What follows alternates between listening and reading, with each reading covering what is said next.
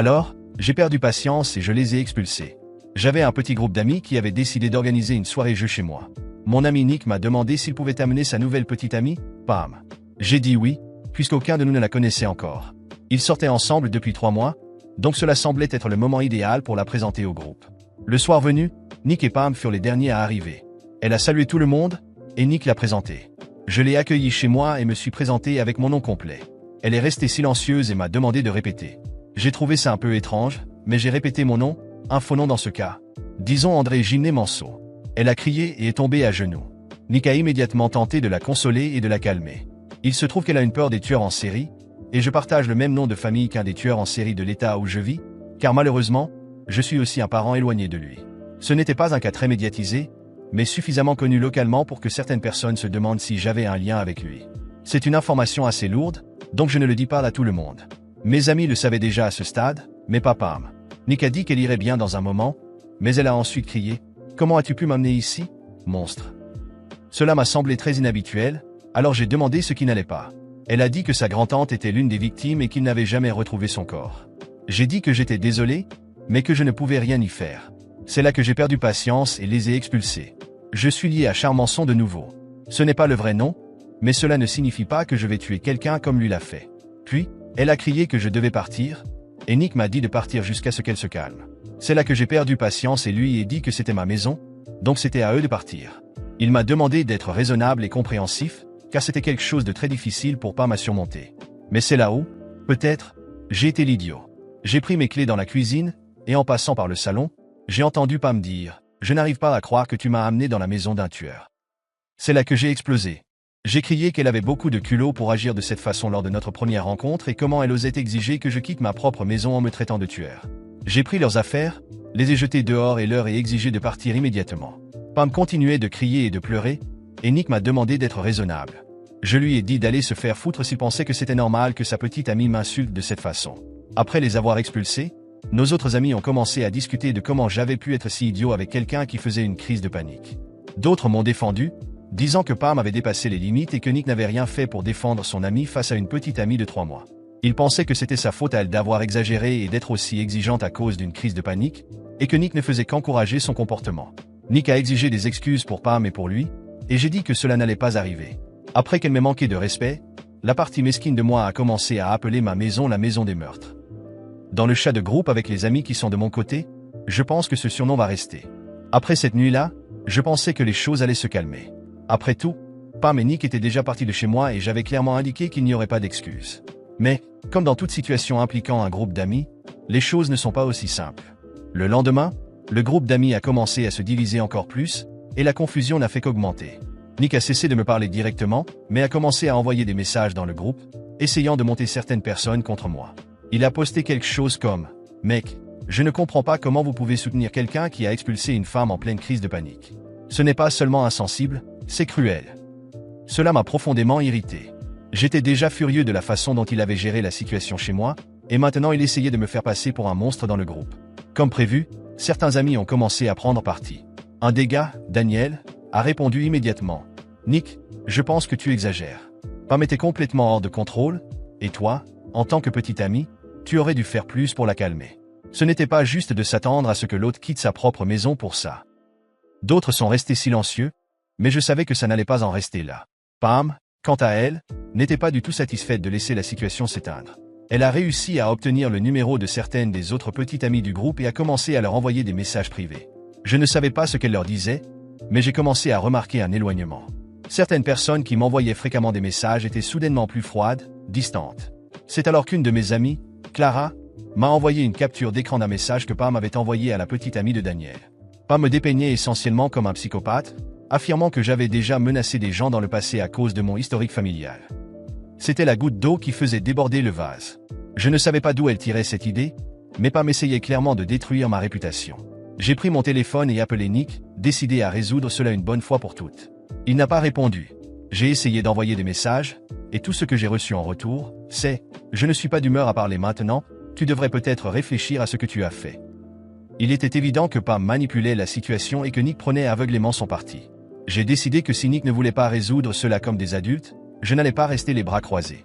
J'ai décidé d'exposer toute la situation dans le groupe d'amis. J'ai envoyé un long message dans le groupe, expliquant l'histoire depuis le début, depuis la crise de panique jusqu'au message de Pam. J'ai été clair et direct, et j'ai dit que je ne tolérais pas que quelqu'un invente des mensonges à mon sujet. J'ai expliqué que je n'avais jamais menacé personne et que Pam profitait du traumatisme passé pour me faire passer pour un méchant. La réponse fut immédiate. Certaines personnes furent choquées par les accusations, d'autres ne savaient plus qui croire. C'est alors que Clara, qui m'avait déjà envoyé les messages privés de Pam, a décidé d'intervenir. Les gars, je ne sais pas si vous êtes au courant, mais Pam envoie des messages privés à plusieurs personnes du groupe, inventant des histoires sur le passé du mec. C'est inacceptable. Cela a provoqué un chaos.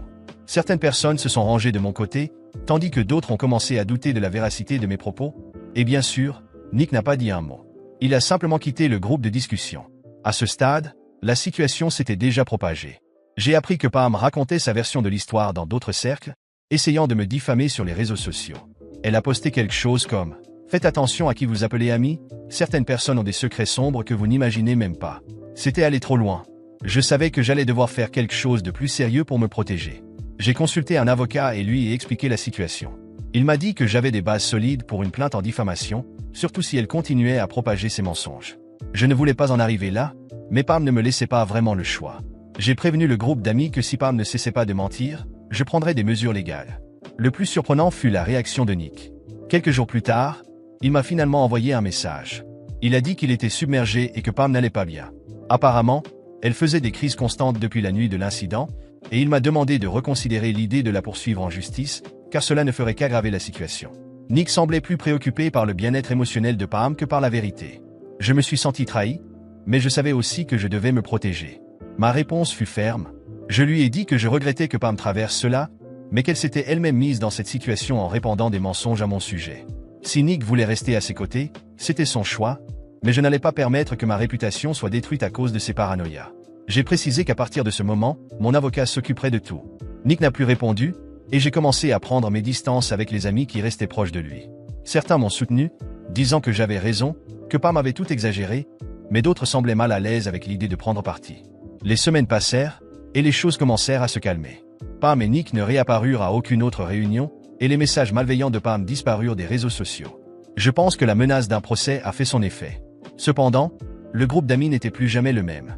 Ce sentiment d'unité, de confiance, avait disparu. Le plus ironique dans tout cela, le surnom Maison des Meurtres a fini par rester. Chaque fois que nous organisons une nouvelle réunion chez moi, quelqu'un finit par mentionner ce surnom en plaisantant. Je ne peux pas le nier, parfois ça me fait rire. Mais au fond, l'amertume de la trahison est toujours là. Après quelques semaines, j'ai commencé à remarquer quelque chose de curieux. Le surnom Maison des Meurtres, qui avait commencé comme une blague entre mes amis les plus proches, commençait à se répandre. Certains amis d'amis ont commencé à demander si l'histoire était vraie. Il semblait que l'idée que ma maison avait un lien quelconque avec un tueur en série alimentait l'imagination des gens. Au début, cela m'irritait, mais avec le temps, j'ai commencé à voir le potentiel. J'avais besoin de tirer profit de cette situation au lieu de la laisser me consumer. C'est alors que j'ai eu l'idée. Si les gens voulaient croire que ma maison avait quelque chose de macabre, pourquoi ne pas en tirer parti? J'ai décidé de transformer ma maison en une attraction thématique de terreur. Après tout, si les gens étaient intéressés par des mystères et des histoires sinistres, je pourrais créer une expérience authentique qui alimenterait cette curiosité. J'ai commencé doucement, en faisant de petites rénovations pour donner à la maison une apparence plus sombre, en ajoutant des effets de lumière et une décoration appropriée. J'ai trouvé un groupe d'acteurs locaux intéressés à participer et, ensemble, nous avons créé une expérience immersive de maison de l'horreur.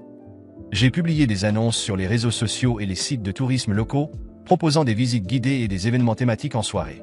L'idée était simple, créer une narration fictive autour du passé sombre de la maison, en mélangeant des faits réels avec des légendes urbaines que j'avais moi-même inventées. À ma grande surprise, la réponse fut écrasante. Rapidement, des curieux, des fans de films d'horreur et même des touristes venus d'ailleurs ont commencé à arriver. La Maison des Meurtres est devenue un phénomène. Les gens adoraient l'expérience effrayante, et les soirées de terreur étaient rapidement complètes. Le bouche à oreille a fait gagner à ma maison une notoriété non seulement locale, mais aussi dans d'autres régions. Les réseaux sociaux étaient remplis de publications de personnes qui avaient visité la maison et partagé leurs expériences terrifiantes. Chaque mois, de plus en plus de gens venaient, et bientôt, je me suis rendu compte que cette plaisanterie était devenue une entreprise lucrative. J'ai ouvert une petite boutique de souvenirs à côté, vendant des t-shirts, des tasses et même des articles hantés personnalisés. Le succès était tel que j'ai commencé à m'associer avec des influenceurs et des créateurs de contenu qui venaient filmer des vidéos et promouvoir encore plus la Maison des Meurtres. En moins d'un an, le projet générait des revenus stables et solides. j'avais transformé une situation stressante en une opportunité unique. Mais comme toujours, quand les choses commencent à bien aller, les problèmes refont surface. Nick et Pam, qui s'étaient éloignés et faisaient partie de ceux qui avaient contribué à répandre les mensonges au départ, ont commencé à être gênés par mon succès. Certains amis qui étaient restés de leur côté ont également commencé à parler. Ils affirmaient qu'il avait, d'une certaine manière, contribué à la célébrité de la maison et qu'il méritait une part des bénéfices. Bien sûr, je les ai ignorés. Ils n'avaient fait que causer des problèmes depuis le début. Les messages ont commencé à affluer. Nick, avec le soutien de Pam, m'a envoyé un email formel demandant que je reconnaisse leur contribution à la popularité de la maison, et que sans cela, je n'aurais jamais eu autant de succès. Ils exigeaient un pourcentage des bénéfices, ou alors ils me poursuivraient pour avoir utilisé leur histoire sans autorisation. J'ai ri de cette tentative absurde d'extorsion, mais je savais qu'ils ne plaisantaient pas. Quelques jours plus tard, j'ai reçu une assignation en justice. Ils m'ont effectivement poursuivi en justice, affirmant que la renommée initiale de la maison existait uniquement à cause de l'incident entre Pam et moi, et que, par conséquent, ils avaient droit à une compensation financière. Mon avocat, le même qui m'avait aidé lors de la première affaire, a ri en voyant le dossier. Ça ne tiendra pas longtemps devant un tribunal, m'a-t-il dit avec assurance. Et il avait raison. Lorsque nous sommes allés au procès, le juge a rapidement rejeté les accusations de Nick et Pam, affirmant qu'il n'y avait aucune base pour leur réclamation. Pour aggraver leur cas, le juge a décidé que, comme leur tentative de procès était une perte de temps, ils devaient payer les frais de justice et une amende pour tentative de litige abusif. En fin de compte, ils se sont retrouvés à me devoir de l'argent, et non l'inverse. L'expression de colère sur les visages de Nick et Pam lorsqu'ils ont entendu le verdict était inestimable. Ils sont sortis du tribunal furieux, et j'ai appris, par des amis communs, qu'il était complètement ruiné financièrement. L'argent qu'il avait dépensé pour essayer de me poursuivre ne faisait que les enfoncer davantage dans les dettes, et l'amende n'a fait qu'empirer les choses. Pendant ce temps, j'ai continué à avancer avec ma vie. L'entreprise de la maison de l'horreur continuait de prospérer, et j'ai commencé à étendre l'idée à d'autres villes, créant des expériences thématiques de terreur dans des lieux historiques avec des histoires sombres. Mon attention était entièrement concentrée sur le succès et l'expansion de l'entreprise. Au final, toute la confusion initiale avec Nick et Pam s'est révélée être une bénédiction déguisée. Si ce n'était pas pour eux, je n'aurais peut-être jamais eu l'idée de transformer ma maison en une attraction. Et maintenant, alors qu'ils faisaient face aux conséquences de leurs propres actions, je me concentrais sur mes nouveaux projets, en construisant quelque chose de plus grand et de mieux. J'aurais pu rester en colère ou rancunier pour tout ce qui s'était passé, mais honnêtement, j'étais satisfait de laisser le passé derrière moi. Après tout, j'étais dans un nouveau chapitre, et ce chapitre était plein de succès et d'opportunités. Nick et Pam n'étaient qu'une note de bas de page dans une histoire qui, ironiquement, avait fini par me profiter de manière que je n'aurais jamais imaginée.